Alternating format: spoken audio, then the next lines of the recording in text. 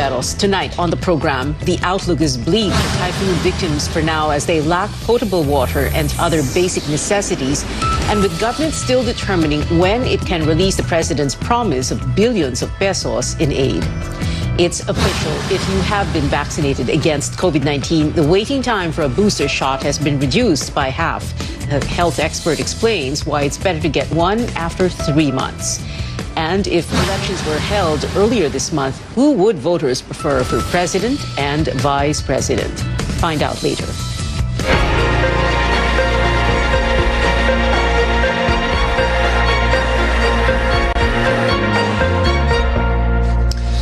A state of calamity now covers 6 central and southern regions severely affected by the strongest typhoon to hit the country this year. Typhoon Odette ravaged portions of Mimaropa, all 3 regions in the Visayas, northern Mindanao, and the Caraga region. The declaration allows local governments to dip into their calamity funds to help communities.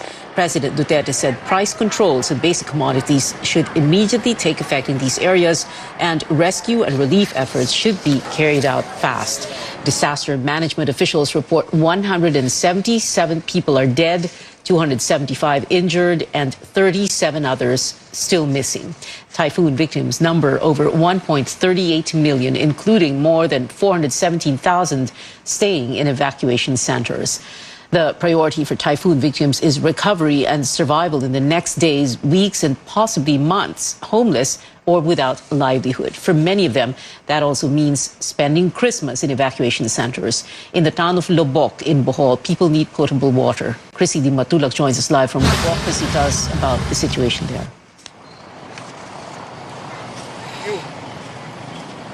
Pia, residents of Lobok, Bohol are still trying to pick up the pieces as they try to recover from the nightmare that is Odette. Many of the houses in these municipalities were either partially or totally damaged by the typhoon. Because of this, many families will be spending the holidays in evacuation centers. Lydia Tumanda considers herself lucky to have survived the wrath of Typhoon Odette, which struck a few days before Christmas. She admits she and her family were stubborn enough not to heed the call of the local government to evacuate. Yun lang talaga ang namin nga safe kami lahat. Pero parang na-trauma din kami sa nangyayari. Malakas ang hangin, ulan. Marunong kami lumangoy pero hindi tayo sakarin sa tubig. Lydia's house withstood the brunt of the storm, but other families were not as fortunate. Many homes were crushed by trees uprooted by Odette's fierce winds. With the typhoon already gone, residents are cleaning up and salvaging whatever they can. Many are still in evacuation centers, where COVID-19 protocols are not the priority at the moment. Siguro hindi na namin naisipan yung socialisasyon para may matulugan lang kami, okay na. The lack of basic necessities like potable water remain a problem in most parts of Bohol. People have to line up in water refilling stations for hours. Alas 4 pa po, ma'am. Madaling araw, 3 araw na po. At saka hanap, punta kami ng Panglao at saka Tagbilaran. At saka ang isang galoy ay tag 50 pesos. The provincial government says it is doing its best to deliver the needs of Boholanos affected by the typhoon. But it also needs some assistance from the national government. We're asking the DSWD na kailangan mag-kick in na sila because 5 days after the crisis, they've only delivered 6,000 packs of food and the funds are with them, no? So we're waiting for them. Bohol is also calling for help from other local governments in Luzon that were spared from the storm. Lobok residents say Typhoon Odette may have destroyed their homes, but not their spirit. They say this Christmas will still be merry as long as they have each other. Back to you, Pia. Chrissy Di Matulak there reporting from Lobok in Bohol. Now, help is coming for typhoon survivors by way of a 10 billion peso aid. But while the government said it has identified where the money may come from, as promised by the president, it could not say when the funds could be released. Wala pa hong ganong commitment na madidistribute by Friday kasi tinitingnan pa nga yung total damage. So hindi pa natin alam kung paano i-distribute siya at kung magkano ang distribution per region and local government unit kung kinakailangan. The budget department says 2 billion pesos will come from the calamity fund that has been largely spent for COVID-19 response, another 2 billion from the president's contingent fund, and the remaining 6 billion from next year's budget. Senate Finance Committee Chairman Sani Angara expects the president to sign the proposed 5 trillion peso budget for 2022 on Monday. Angara says Odette is an impetus to fast-tracking the signing. The president said last week public coffers have already been depleted because of the pandemic. More countries sending aid for areas hardest hit by Typhoon Odette. The Chinese government is donating additional cash assistance worth nearly 50 million pesos. It earlier pledged 20,000 food packs and millions of kilos of rice. The last batch of rice has been turned over to the Philippine government. The United States, through the U.S. Agency for International Development, is committing 10 million pesos more to relief efforts. It is partnering with various groups to distribute food and hygiene supplies in Surigao del Norte and Dinagat Islands. The U.S. earlier gave shelter assistance and food packs. South Korea will provide around 100 million pesos of humanitarian assistance, as well as more than 2 million pesos worth of in-kind donations. The Korean ambassador to the Philippines earlier met with Foreign Affairs Secretary Teddy Boy Locsin to discuss aid and convey sympathies. Singapore also pitching in. It will contribute about 3 million pesos as seed money to the Singapore Red Cross for recovery efforts here and in Malaysia, which experienced widespread flooding. Ireland also boosting disaster response by giving over 14 million pesos. It's working with the World Food Programme and the United Nations to hand out essential goods to victims. Hungary, meanwhile, will provide around 3 million pesos, coursing donations through non-profit organization Caritas Manila. The Trade Department says a price freeze is in effect in calamity areas, but as Lois Calderon tells us, gasoline and potable water sell by as much as 5 times the original price. Bottled drinking water at 120 pesos per liter. That's 5 times more than the 25 pesos per liter tag price before killer Typhoon Odette struck most parts of Visayas and Mindanao. These were the Facebook posts of Cebu residents and their families calling for aid. In Bohol, gasoline prices skyrocketed to 150 pesos per liter. The Trade Department says a price freeze is automatic upon the declaration of a state of calamity. So basic commodities like drinking water and fuel should be sold at prices where they were before the Odette disaster. Prices are frozen on prevailing prices. We already have the prevailing prices. It's already out, used by our monitors in the disaster-stricken areas or areas declared under a state of calamity. A price freeze order is one thing, but policing violators is another. As retailers in Odette-hit cities like Cebu and Bohol struggle to replenish supplies to sell to long lines of people needing food and water, prices inevitably rise as businesses cannot sell at a loss. Cargo and freight costs have spiraled because roads are blocked and airports like in Siargao Island are destroyed. My members in Visayas region are all hit, okay? They don't have supplies. Mahirap i-control ang prices because ang problema distribution, okay? Islands to eh. So distribution is the problem. It's not the price because people want to make a lot of money, but the cost of transferring. I had a friend who spent 33,000 pesos for his family lang just to transfer air cargo, water. Imagine water. In Manila, where there's no price freeze, the Philippine Amalgamated Supermarket Association says some goods saw price hikes. Disinfectant, toothpaste, chicken, pancit canton, and pasta. May mga nagtaas ng 7%, may nagtaas ng 12%, meron, no? Sabay-sabay lahat eh. Relief operations, Christmas gift giving, a little campaigning on the side by the LGUs. Amid relief efforts in the aftermath of Typhoon Odette, basic goods like drinking water and canned meat are highly in demand. The Supermarket Association appeals to members to keep prices of these relief goods at bay and help ease the pain of our kababayans in Visayas and Mindanao who are left without food and shelter, especially during Christmas. Lois Calderon, CNN Philippines. Coming up on Newsnight, in preparation for the largely mutated Omicron variant, fully vaccinated adults now have a shorter waiting time to get their booster shots. And which hopefuls lead Pulse Asia's recent voter preference survey? Find out after the break.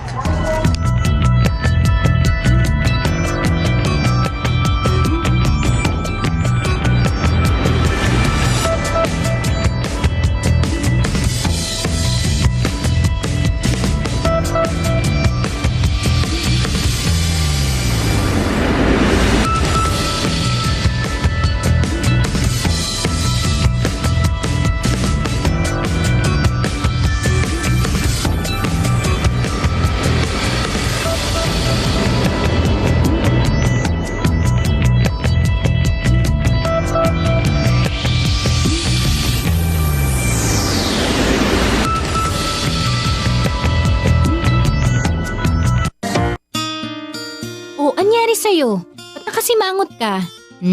Alam ko na. Masakit ang katawan mo, ano? Sa sobrang trabaho?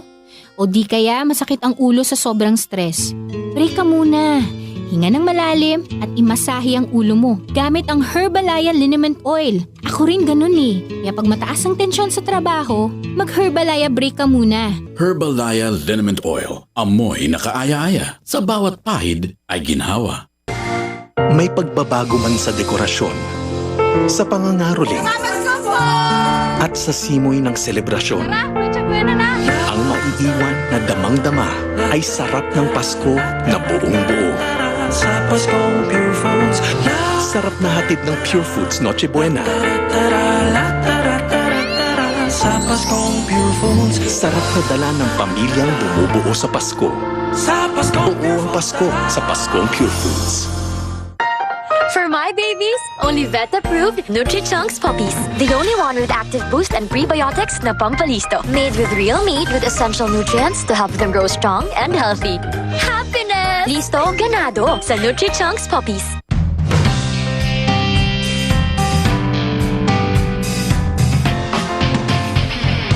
Ahon, bangon, sulong. Ahon, bangon, sulong. Pangarap ng bawat Pilipino, hangarin ng Northern Cement. Ahon, bangon, sulong. Pinalaki ng Northern Cement ang kapasidad ng kanilang planta para steady ang supply ng sementong tigasin. Northern Cement Max Plus, Supreme at Max Pro. Ahon, bangon, sulong. Sa pagbangon ng mga Pilipino, saludo ako sa mga taong patuloy na humaharap sa hamon ng pagbabago. Bilang isang ina, handa akong gawin ang lahat para sa kaligtasan ng aking mga anak.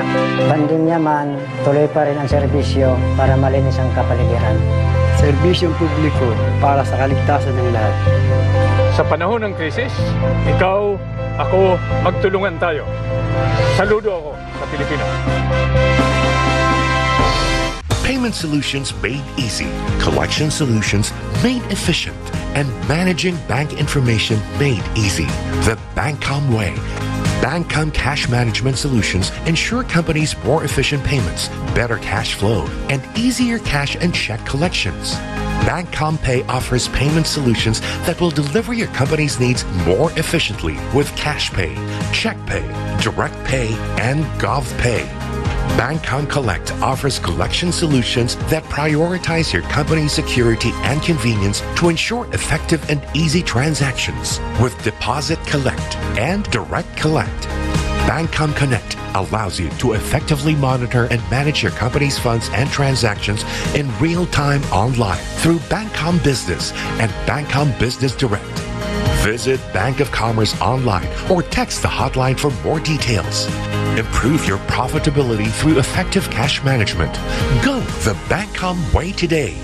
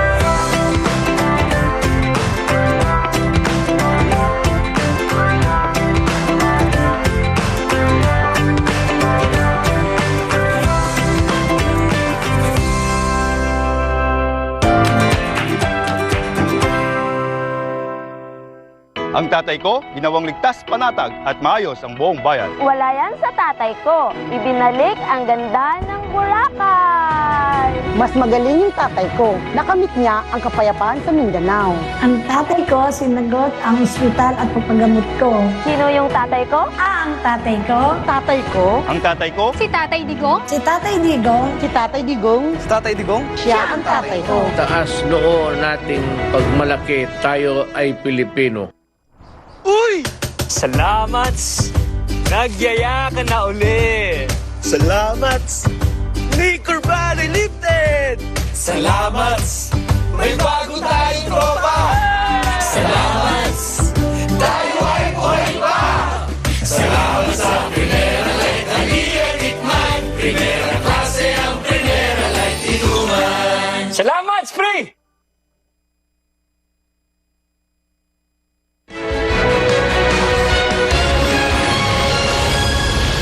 Welcome back to CNN Philippines. The Food and Drug Administration cuts the waiting time for COVID-19 booster shots. Adults with complete doses of AstraZeneca, Moderna, Pfizer, Sinovac, and Sputnik V can receive an additional shot 3 months after their last. Those who got the one-dose Janssen can get a booster after 2 months. Vaccine experts panel member Dr. Ron-Jean Solante explains the shorter gap was recommended because protection declines to between 20 to 40% against the Omicron variant. Recent studies show antibody levels rise to around 70 to 80% when a third shot, especially if an mRNA vaccine is given. Solante adds the best time to give a booster is on the 3rd month when it can still produce enough antibodies against Omicron. So for you to maintain that protection, you need a third dose at this point in time, early, no? Kasi you need to maintain a higher antibody level against a heavily mutated variant. Hindi kagaya ng US ngayon, no? At saka UK kasi marami ng kaso, ngayon pa lang sila magbo-booster ng third dose nila ng 3 months, no? So at least tayo, 3 pa lang ang kaso. So pinaghandaan na natin. Vaccine experts are still unsure if a second booster shot is needed after 6 months. Vaccine czar Carlito Galvez, meanwhile, says supply is enough for the unvaccinated and those getting more doses. More people traveling again after nearly 2 years of navigating through this pandemic. In one major bus terminal, it is busier than ever as the number of commuters exceed pre-pandemic levels. Our CNR Arcangel has more on what travelers may face before going home for Christmas.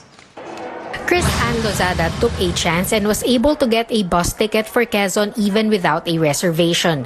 Lozada is traveling with relatives. She says booking a trip in advance seemed impractical because of an advisory from the bus company. Yes, we are lucky kasi dun sa pila namin kanina, may mga family na naubusan na and January pa makakakuha ulit. Kaya feeling blessed din kami na makakauwi kami. But Lozada's case is not common in the rush to the provinces for Christmas. According to the management of the Parañaque Integrated Terminal Exchange, most bus trips for Calabarzon and Bicol were fully booked until Christmas Eve a few weeks ago. The volume of passengers at the terminal has also surpassed pre-pandemic levels, numbering as much as 105,000 on Monday. The numbers are higher than pre-pandemic numbers, ma'am, no? Kasi same time 2019, ang highest namin was not even around 90,000. We expect this to continue, but we're busy in preparing, no? Kasi we think alataas pa ito, lalo na bukas hanggang sa 24th. The terminal management has deployed roving personnel to remind people to observe minimum public health protocols. Physical distancing is carried out for seats in waiting areas. There's a booth offering antigen test for travelers in case their destination requires it. Seaman Ruel Maglipon is hoping to get a bus ticket for Albay to be home for Christmas. Sa palaran lang, ma'am, kung meron, kung wala naman, okay lang. Napaka-importante kasi nag-abroad po ako. While some travelers want to take chances, the terminal management advises people to first contact bus companies before heading to the PITX. Cian Arcangel, CNN Philippines. Last-minute shoppers flocking to Divisoria, Manila 3 days before Christmas. But as Tristan Odado tells us, sales are still far from hitting targets amid the pandemic. From Zambales, Thelma Ferrer traveled to Divisoria for a quick Christmas shopping. She says she wants to find the best deals on toys for her grandchildren. Ayos lang, maganda naman ang kasi medyo maluwag na. Mura kasi rito mga bilihin kaya dinadayo talaga. Despite the increase in the number of holiday shoppers, one toy vendor laments that they have yet to meet their target Christmas profits. Hindi katulad dati na mabili ngayon, parang alangan yung bili, parang matumal pa siya. Magpapasko na, wala pa rin. 3 araw na lang, 22 ngayon eh. Vendors say that they did not increase their prices amid the Christmas rush, but sellers of face masks say their items remain in demand during the season.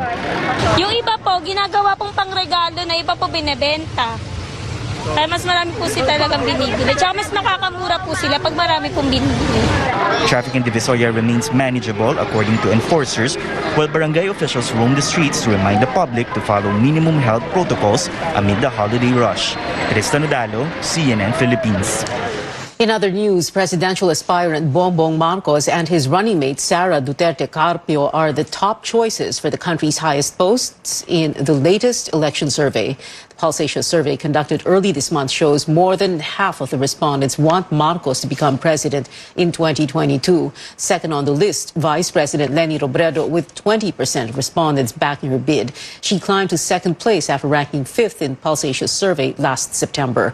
Meanwhile, 23% of respondents in the December poll say they would vote for Manila Mayor Isko Moreno if their initial choice backs out of the presidential race. Moreno topped other aspirants for second choice voting. Over to the vice presidency, Mayor Duterte leads other aspirants with 45% of respondents supporting her. Senate President Tito Soto is next with 31%. Soto is also the top alternative choice for the post. Pulse Asia conducted the survey through face-to-face interviews with 2,400 Filipino adults with a 2% error margin for the nationwide poll. Still ahead on Newsnight, when will the next Miss World be crowned? The highly anticipated pageant already has a new date for next year. Find out when we return.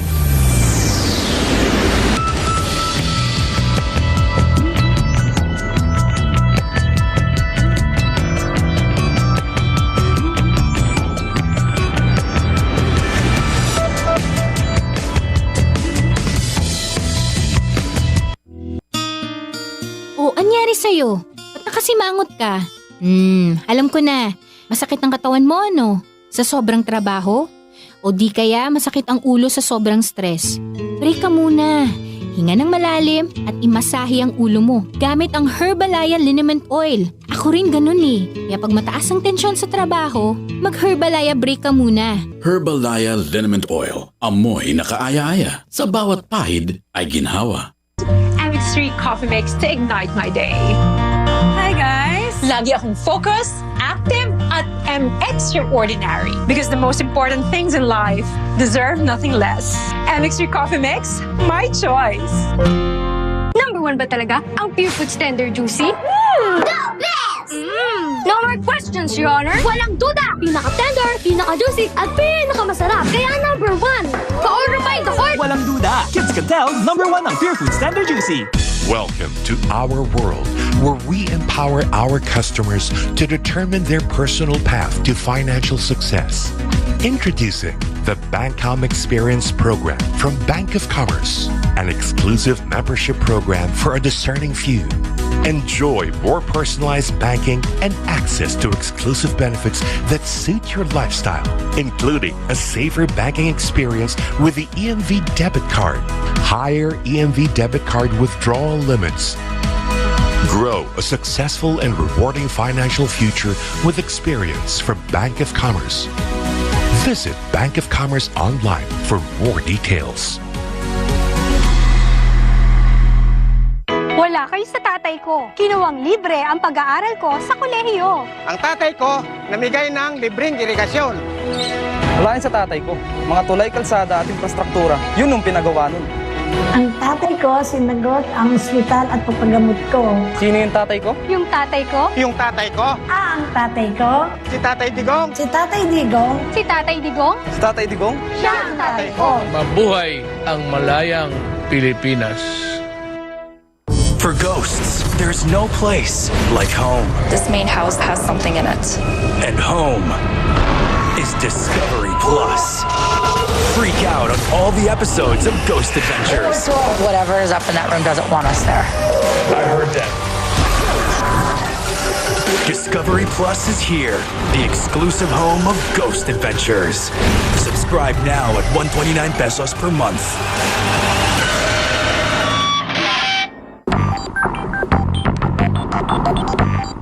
Ang main role talaga ng energy labeling program is informing our consumers to make decisions on purchase based on what is best for them.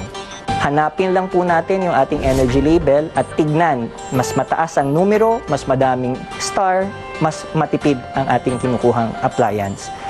Ang ating Philippine Energy Labeling Program ay yung ating mandatory program para dun sa ating mga energy-consuming products kagaya ng refrigerator, air conditioners, television sets, at saka yung ating ilaw or various lighting products na nag-guide po ito. Ito po ay sticker na inilalagay sa mga produktong ito na naglalaman po ng impormasyon sa kanya pong energy efficiency rating at kung ano po ang magiging konsumo nito kung atin po siyang pipiliin.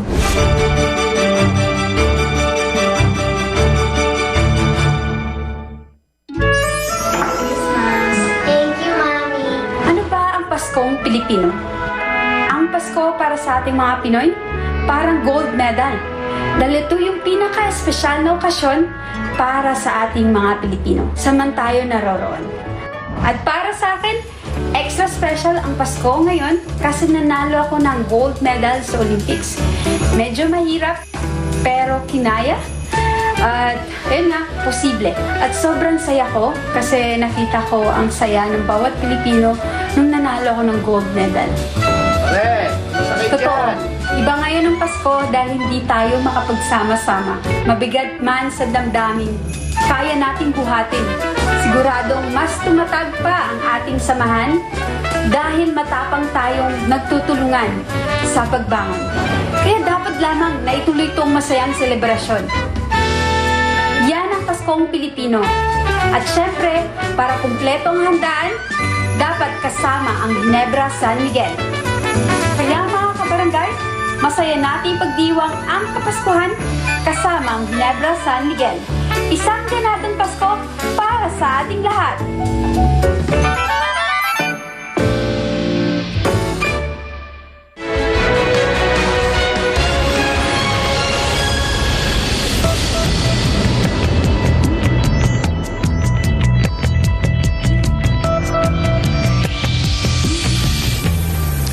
Welcome back. A new date has been set for the Miss World pageant. Fans can look forward to the country's bet, Tracy Maureen Perez, gracing the stage on March 16, 2022 in Puerto Rico. The coronation night, originally slated for December 16, was postponed because of COVID-19. Tracy is already among the top 30 candidates following her win in round 2 of the head-to-head challenge. It is 3 days before Christmas. CNN Philippines brings you this Christmas tradition. The man behind a number of classical Filipino carols joins me for a special episode on Newsnight. Jose Mari Chan, together with his children, tomorrow at 6 p.m. And the caroling continues on news.ph with the Bukas Palad Music Ministry. That's also tomorrow, live at 7 p.m. And as we set off into the holidays, don't forget that a truly merry celebration is a safe one. Let's continue to follow health protocols, wear your mask, wash your hands regularly, practice physical distancing, and as much as possible, avoid social gatherings to prevent the spread of the coronavirus. Happy holidays from everyone here in CNN Philippines. And that is it for now. Join me again on news.ph at 7 p.m. I'm Pia Ontiveros for Newsnight, where we go above and beyond the headlines.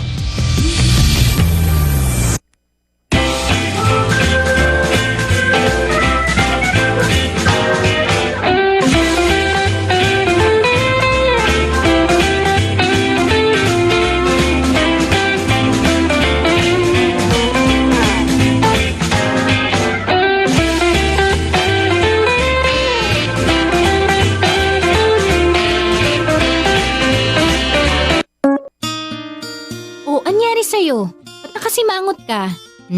Alam ko na, masakit ang katawan mo ano? Sa sobrang trabaho?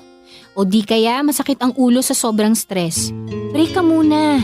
Hinga ng malalim at imasahe ang ulo mo gamit ang Herbalaya Liniment Oil. Ako Ako rin ganun eh. Kaya pag mataas ang tensyon sa trabaho, mag-Herbalaya break ka muna. Herbalaya Liniment Oil. Amoy na kaaya-aya. Sa bawat pahid ay ginhawa. Ringo Honasan po. Sa pagbangon ng mga Pilipino, saludo ako sa mga taong patuloy na humaharap sa hamon ng pagbabago. Bilang isang ina, handa akong gawin ang lahat para sa kaligtasan ng aking mga anak. Pandemya man, tuloy pa rin ang serbisyo para malinis ang kapaligiran. Serbisyong publiko para sa kaligtasan ng lahat. Sa panahon ng krisis, ikaw, ako, magtulungan tayo. Ringo Honasan po.